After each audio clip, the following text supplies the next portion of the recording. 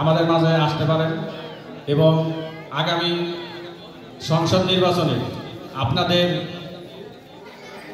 এই মূল্যবান ভোট নিয়ে জয়যুক্ত হয়ে দেশ পরিচালনার দায়িত্ব নিতে পারেন। আর আজকের এইখানে যারা উপস্থিত আছেন সবাইকে আমি ধন্যবাদ জানিয়ে আমি আমার সংক্ষিপ্ত বক্তব্য শেষ করছি।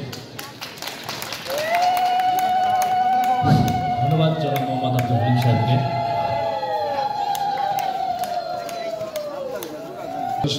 আছে আপনাদের আমরা যারা আছি আমাদের আগে যারা মুরব্বী ছিল সবাইকে শ্রদ্ধা জানাই এবং নমস্কার জানাই। বিষয় হলো ভালো কিছু করতে হলে অনেক বাধা আসে, এরকম ধরনের যদি কোনো বাধা আসে তাহলে আমাদের কোনো অনুষ্ঠান চলবে না। আসলে এখানে আপনাদের কাছে আমার শিকার আছে, বোঝার আছে, ভূত হয়ে ক্ষমা দৃষ্টিতে দেখবেন, এই কথা রেখে আমি বক্তব্য শেষ করছি। আপনারা সবাই জানেন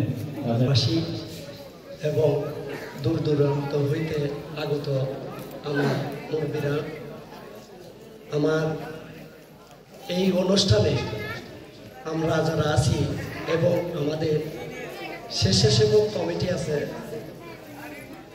তাদের নিয়ে আমরা যে অনুষ্ঠানটা করি, কিন্তু আমরা নামেই শুধু অনুষ্ঠান আমরা করি, কিন্তু না, সবচেয়ে অনুষ্ঠান আগ্রহ করে দেয় হলো আমাদের স্বেচ্ছাসেবক কমিটি। আমি এই